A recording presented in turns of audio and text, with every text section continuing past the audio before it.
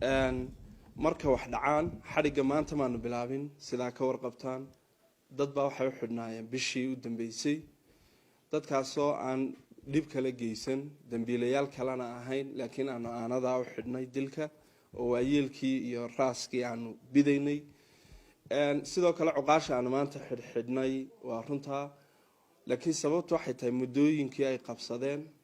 ay inaan gacan ku dhiglaha ku keeneen baa muddo dhaaf noqotay iyagaanu ka warsugaynay annagoo raacdada iyadana gaar dhinacayaga ahayd tooduna ay ahayd maxaan ku rahdaa mid iyagana aanu ka warsugaynay marka muddadii maadaama aanay waxba ku keenin waxay noqotay inay iyagoo xabsiga nagu sugaan raacdadayadiina aanu annagu halkii kasii wadno saalaajigeed bay u xidhxidhan yihiin insha allahu mana dhowe waa sii badin doonaa haddii alla idma kuwa xidhxidhmaya waxaanuna media iyo meel walba uga sheegaynaa qof walba oo qaran qori lagu qabto ama hubaysan oo la arko oo ciidanka qaranka la kulmo in isaga iyo naftiisuba ay maxaan ku raahdaa dambiilayaal yihiin qorigiisana ciidanka qaranku la wareegi doono sharcigaas oo ah sharci hore loo dhigay kaasaan ku dhaqmaynaa gobolka intii aan joogay 11 bilood iminka 12 bilood waxay iga dhiman dhowr habeen baa ka dhiman waxaa ka dhacay dilal ku dhow dhowr iyo 10 dil baa ka dhacay marka laga tago kuwa loo tirinayo ciidamada qaranka degmada Ceerigaabo intaan tirakoobka ku hayay iminka waxa ka dhacay 12 dil 9 kamida gacan ku dhiglayaashii gacantan ku soo qabanay ceel afweyn eeriyadeeda waxa ka dhacay 3 dil saddexdaa dil mid kamida waxaan ku soo qabanay meel ka baxsan gobolka gacan ku dhiglihiisii gacan ku dhiglihii u dambeeyay ee dulmadoobe wax ka dilayna walow eedeysanayaasha sida ay ehelada marxuumku sheegeen uu 3 ahaa isaguna wuu xidhan yahay waan soo qabanay xeer ilaalintii maxkamadana wuu maray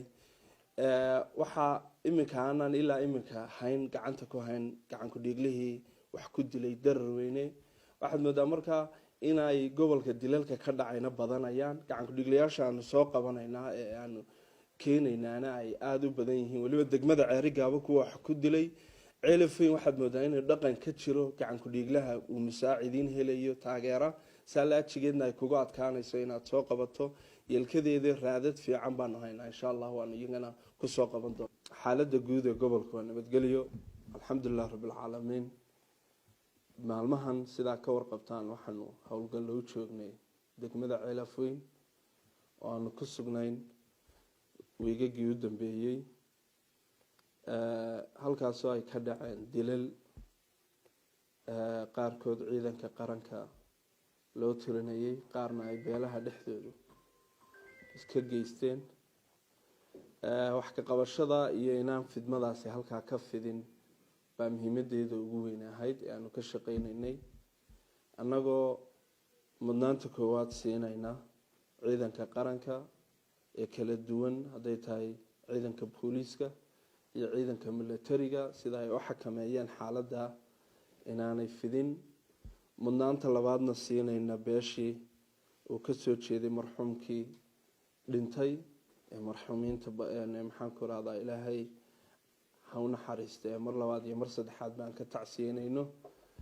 sidoo kale ashqaastii dhaawac ahaana ilaahay aan u weydiinayno caafimaad sida wanaagsan ee ay noogu sugayaan arrintana noogu simeen inaanu arrintaasi halkaa dhaafin ay noogala shaqaynayaan sugaalkana ku yihiin mar labaad iyo mar saddexaadba waa mahad celinaynaa waxaana insha allahu rajaynaynaa inaanu muddo aan fogeyn gacan ku dhiglihii haddii alla idmo soo qaban doono oo aanu dadka hortooda keeni doono haddii ilaahay idmo iminkana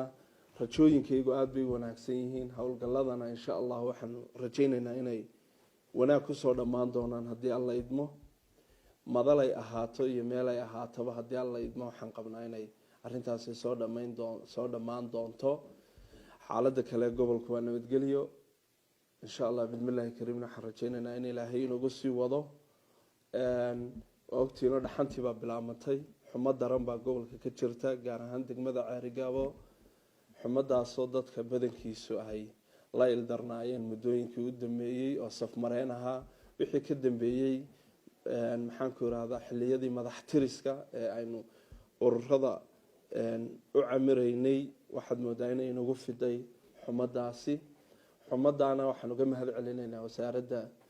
caafimaadka ee heer gobol oo isku tashi ballaadhan oo gudaheeda sameysay agaasimaha iyo isuduwuhuba aada iyo aada bay u dadaaleen agaasimaha guud ee wasaaradda agaasimaha isbitaalku dadaal badan bay sameeyeen wayna la tacaalayaan ilaa iminkana waxaad moodaa inay yaraanayso oo soo afgo-ayso insha allah bismillaahi kariimna waxaan rajaynaynaa inay marxaladaasi aanay nagu fidi doonin haddii alla idmo